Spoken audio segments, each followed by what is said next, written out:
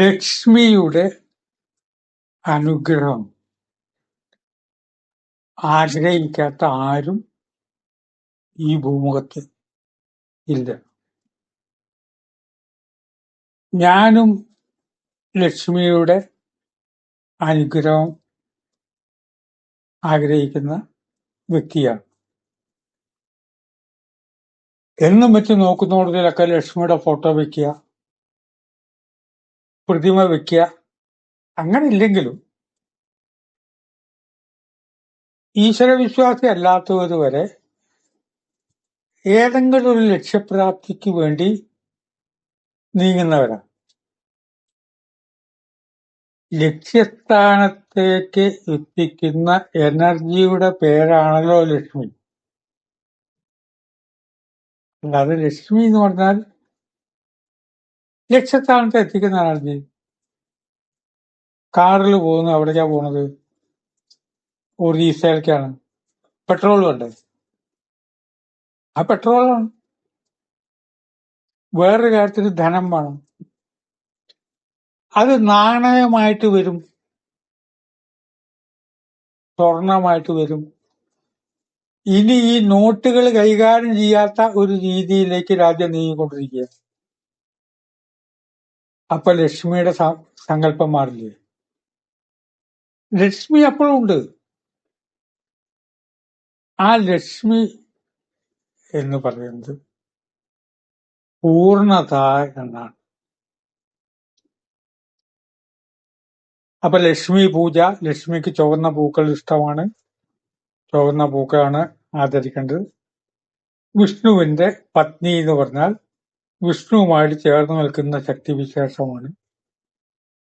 പൂർണ്ണത സങ്കല്പിക്കുന്നതാണ് ലക്ഷ്മി. എന്താ പൂർണ്ണത സങ്കല്പിക്കുന്നത്? ഒരാൾക്ക് ചായ കൊണ്ടേ കൊടുക്കുമ്പോൾ നമ്മൾ എന്തുകൊണ്ട് അത് വളരെ വലിയൊരു പാത്രത്തിൽ കൊണ്ടേ കൊടുക്കാത്തത്? അല്ല, ഗ്ലാസ് നോക്കിയപ്പോ കണ്ടില്ല, നിങ്ങൾക്ക് ചായ തരും വേണം. അതുകൊണ്ട് ഞാൻ വലിയൊരു പാത്രത്തിൽ ചായ ഒഴിച്ചു. ആ വലിയ പാത്രത്തിലെ ചായ അല്ലാന്ന് ഞാൻ പറയുന്നില്ല, ചൂടാറിയിട്ടുമില്ല. ഗ്ലാസിൽ കുടിച്ച തൃപ്തി കിട്ടുമോ? ചായയുടെ ചൂടൊന്നും അറിയിട്ടില്ല. ഗ്ലാസ്സിൽ ചായ ഒഴിച്ചപ്പോ അതിനൊരു പൂർണ്ണതയുണ്ട്. അതാണ് കാര്യം. ആ ഗ്ലാസ് ഏകദേശം 90% നിറയും. വളരെ വലിയ ഓഡിറ്റോറിയം, അവിടെ ഒരു സമ്മേളനം നടക്കുമ്പോൾ അതിനും മാത്രം ആളില്ലെങ്കിലോ? അപ്പൊ അങ്ങനെ ഒഴിഞ്ഞെടുക്കണമായി തോന്നും.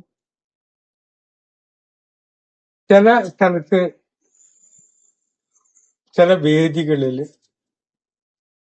സംസാരിക്കാനൊരു ഇഷ്ടം തോന്നാറുണ്ട്. വേദി എന്ന് പറയുമ്പോൾ തന്നെ വേദി ഓഡിറ്റോറിയം തുറന്നു വരിക. കോഴിക്കോട് കൈരളി തിയേറ്ററിനോട് ചേർന്നിട്ട് വേദി ഓഡിറ്റോറിയം. അവിടെ ചെന്നാൽ ഒരു കുറച്ച് പേര് ഇരിക്കുമ്പോഴേക്ക് ഫുള്ളായി. അതിനൊരു പൂർണ്ണതയുണ്ട്. അതേ ഓഡിയൻസ് അവിടെ സംസാരിക്കുന്ന ഒരു വിഷയം വലിയൊരു ഹാളിലാണെങ്കിൽ എന്ത് സംഭവിക്കും? ആ ഹാളിൽ വളരെ കുറച്ച് ആളുകളായിട്ടാണ് തോന്നുന്നത്. ഇക്കാരണം കൊണ്ടാണ് ഇന്ത്യയിൽ പലയിടത്തിലും പോയാൽ, വാരാണസി തുടങ്ങിയുള്ള എത്രയോ സ്ഥലങ്ങളിൽ പോകുമ്പോൾ കച്ചവടക്കാര് വിൽക്കാൻ വെച്ച സാധനം ഇങ്ങനെ നിറച്ചാക്കി ഇങ്ങനെ കൂർപ്പിച്ച് വെക്കും. ഫുള്ളാണെന്ന് തോന്നാൻ, കാലിയായി കിടക്കില്ല, നല്ലപോലെ കൂർപ്പിക്കും. ഇതിൽ നിന്നാണ് നിറപറ എന്ന് പറയുന്നത്. എന്തിനാ നിറപറ?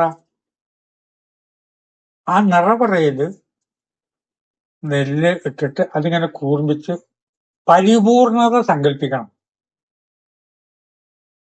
പരിപൂർണത സങ്കല്പിക്കുമ്പോഴാണ് ലക്ഷ്മി എന്ന ശക്തി നമ്മുടെ അകത്ത് പ്രവർത്തിക്കുകയുള്ളൂ. അല്ല, അതിനിപ്പോ ഒരു കാര്യമുണ്ട്. അങ്ങനെ പ്രവർത്തിക്കണം വെച്ചാൽ ഒരു പറ നെല്ലില്ല. അപ്പൊ എന്താ ചെയ്യാ? അരപ്പറയുള്ളൂ. ഒരു കുഴപ്പമില്ല. ഒരിടങ്ങഴി ഉണ്ടല്ലോ, ആ ഇടങ്ങഴിയിൽ അപ്പൊ ഇത് ഇങ്ങനെ കൂർപ്പിച്ച് ഫുള്ള് മംഗളകരമായ പ്രധാനപ്പെട്ട ചടങ്ങുകൾക്കൊക്കെ ഇടങ്ങഴി വെക്കും. അല്ലപ്പോ ഒരു ഇടങ്ങഴി ഇല്ലാത്ത ചില ധാന്യങ്ങൾ ഉണ്ടാവും, നാഴിയിൽ വെച്ചാൽ മതി. ആ നാഴി ഫുള്ളാക്കി വെക്കുക. ഫോട്ടോ എടുക്കുക, വീഡിയോ എടുക്കുമ്പോ ക്യാമറമാൻ ശ്രദ്ധിക്കുന്നത് പിറകുവശം എങ്ങനെയാണ് സംസാരിക്കണം. ഞാൻ പിറകുവശത്തേക്ക് ഇന്നേ വരെ നോക്കിയിട്ടില്ല.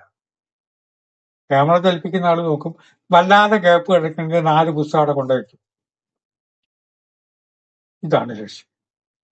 ഈ ലക്ഷ്മി പൂർണ്ണതയാകുമ്പോൾ ഈ ലോകം പരിപൂർണമാണ് എന്നൊരു വിശ്വാസം നമുക്കുണ്ടാകണം. ലോകം പരിപൂർണ, അത് പൂർണ്ണതയാണ്. തത്വചിന്തയുടെ ഉയർന്ന മാനദണ്ഡമാണ്. ആ പൂർണ്ണതയ്ക്ക് വേണ്ടി ചിലപ്പോ ചിലത് ഇല്ലാതാവേണ്ടി വരും. എന്താ ചെയ്യാ? നമുക്ക് ഏറ്റവും പ്രിയപ്പെട്ട ഒന്നിനെ വിധി തട്ടിക്കൊണ്ടുപോകും. ഈ ലോകത്തെ പൂർണ്ണമാക്കാൻ. ഈ ലോകം പൂർണ്ണമാണ്, ഇത് ഓക്കെയാണ്, ഇത് കറക്റ്റാണ്. ഈ പൂർണ്ണതാ സങ്കല്പമാണ് ലക്ഷ്മി. ലോകം പൂർണ്ണമാണ്. 2, എനിക്കില്ലാത്ത സൂക്കളൊന്നുമില്ല. അങ്ങനെ പറയരുത്.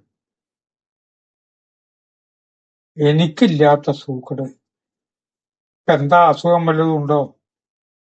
അസുഖം വല്ലതും ഉണ്ടോ ചോദിക്കാൻ പറയും, എനിക്കില്ലാത്ത ഒരു സൂക്കട് ഇല്ല. ഇന്നലെ പരിശോധിച്ചപ്പോ അതുണ്ട്, പ്രഷറ്, കൊളസ്ട്രോള്, ഇതാ അതുണ്ട്, ഇതുണ്ട്. 100% ആരോഗ്യവാനാണ് എന്ന് സങ്കല്പിച്ചുകൊണ്ടിരിക്കണം. സൂക്കടില്ല, അതിനെന്തോ മരുന്ന് കഴിക്കുന്നുണ്ട്, അതൊന്നും പ്രശ്നമല്ല. നെല്ല് നിറപറയാക്കി വെക്കുമ്പോ 2 മണിയും കൂടി ഇപ്പുറത്ത് നെൽമണി അതിൽ കൊള്ളുമല്ലോ, അപൂർണതയുണ്ടല്ലോ. കാഴ്ചയിൽ അത് പൂർണ്ണത ഉണ്ടാകണം. ലോകം പരിപൂർണം, ആരോഗ്യം പൂർണ്ണം. പിന്നെയോ ലക്ഷ്മണനിക, എന്റെ ജീവിതം പൂർണ്ണം തന്നെയാണ്. ഇത് വിചാരിക്കണം. അയ്യോ ആകെ പോയി, നായ നക്കിയ ജീവിതം അല്ല. ഇത്ര കാലം ആയുസ് തന്നില്ലേ, പരിപൂർണമല്ലേ. ഇത്ര ആയുസ് കിട്ടിയല്ലോ, പരിപൂർണമാണ്. മക്കള് നല്ല രീതിയിൽ എത്തിയല്ലോ, പരിപൂർണമാണ്. കല്യാണം കഴിക്കുക ചെയ്തിട്ടില്ല, എന്താ കുഴപ്പം? കല്യാണം കഴിച്ചിട്ടില്ല എന്നുള്ളതുകൊണ്ട് എന്താ കുഴപ്പം? അത് പരിപൂർണമാണ്. ലക്ഷ്മി ഏതൊന്നിനെയും പരിപൂർണമാക്കിയിരിക്കുകയാണ്. അതാണ് പരിപൂർണത. ലോകം പരിപൂർണം, ആരോഗ്യം പരിപൂർണം, ശാരീരിക അവസ്ഥ പരിപൂർണം. മഹർഷി പറഞ്ഞ പോലെ ഒരു സിദ്ധനായ ഒരു വ്യക്തിയെ കാണാറുണ്ട്. എന്താണ്, എനിക്ക് അസുഖമാണ്, എന്താ, ക്യാൻസർ. നിങ്ങൾ പറഞ്ഞുണ്ടാക്കിയാണല്ലോ ഈ ക്യാൻസർ ആണെന്നൊക്കെ ആളുകൾ പറഞ്ഞതാക്ക. അതിനായിട്ട് ക്യാൻസലാക്ക്, അതിനെ അങ്ങോട്ട് ക്യാൻസലാക്ക്. എന്നിട്ടോ പരിപൂർണമാണ്. ഈ പരിപൂർണതയിലേക്കുള്ള പ്രവാഹം, പരിപൂർണതയാണ് ലക്ഷ്മി. രാവണൻ എന്ന് പറഞ്ഞാൽ അതിബുദ്ധിമാൻ, പഠിച്ചവൻ. പരിപൂർണതയെ കിട്ടാൻ ശ്രമിച്ചു. ആ പരിപൂർണതയാണ് സീത. നമ്മൾ വിചാരിച്ച പോലുള്ള ഒരു അടിസ്ഥാന പ്രമേയമല്ല ഇത്. ഈ പഠിപ്പും കഴിവൊക്കെ ഉണ്ടാക്കുന്നത് ആ പരിപൂർണയെ ലക്ഷ്മി ഇവിടെ കൊണ്ടു വെക്കാനാണ്. നമ്മുടെ വീട്ടിലെ ലക്ഷ്മി ഉണ്ടാവണം. നമ്മുടെ വീട്ടിലെ ലക്ഷ്മി ഉണ്ടാവണമെങ്കിൽ പരിപൂർണതയെ നാം സങ്കല്പിക്കണം. ആരോഗ്യവാനാണ്. അല്ല, അത് പിന്നെ ആശുപത്രി കഷ്ടകാലത്തിന് കിടക്കേണ്ടി വന്നു, അത് വിട്. ഞാൻ ആരോഗ്യവാൻ തന്നെയാണ്. അത് ഇന്ന കാര്യത്തിൽ കല്യാണം കഴിഞ്ഞിട്ടില്ല. എല്ലാവരും ഇപ്പൊ കല്യാണം കഴിച്ചാൽ ജീവിക്കണം. കല്യാണം കഴിഞ്ഞാലും കുഴപ്പമില്ല. മക്കളില്ലാത്തവർ ജീവിക്കുന്നില്ലേ? അതിന് അതിൻ്റെതായ പരിപൂർണതയില്ലേ? ഈ പരിപൂർണതാ സങ്കല്പമാണ് ലക്ഷ്മി. നിറഞ്ഞിരിക്കണം. ചില പൂജയൊക്കെ നടത്തുമ്പോൾ എല്ലാ പാത്രങ്ങളും ഇങ്ങനെ നിറഞ്ഞിരിക്കണം. അങ്ങനെ സാധനം ഇല്ലെങ്കിൽ കുറച്ച് പാത്രം, ചെറിയ പാത്രം ആക്കുക. വലിയ പാത്രത്തിന് പോലും ചെറിയ പാത്രം ആക്കുക. കുറച്ചു പേര്. ചില സദസ്സിൽ ആകെ 20 ആൾക്കേ ഇരിക്കാൻ പറ്റും. അതിനൊരു പരിപൂർണത തോന്നും. ആ ജോഷി മഠത്തിലെ സത്സംഗ സദസ്സിൽ 16 കസേരയുള്ളൂ. ശങ്കരാചാര്യർ പറഞ്ഞു, ഇവിടെ ഇപ്പൊ ഈ ചില പ്രത്യേക കാര്യങ്ങൾ ഡിസ്കസ് ചെയ്യുമ്പോൾ 16 കൂടുതൽ ആളുകൾ ഉണ്ടാവാറില്ല. 10-16 ആൾക്കേ താല്പര്യം ഉണ്ടാവുള്ളൂ. ഇതാണ് ലക്ഷ്മി. ലക്ഷ്മിയുടെ വിവിധ ഭാവങ്ങളും രൂപങ്ങളും ഇനി നമുക്ക് സങ്കല്പിക്കാം. എപ്പോഴെങ്കിലും പറയാമെന്ന് പറഞ്ഞുകൊണ്ട് വാക്കുകൾ സംഭവിക്കുന്നു.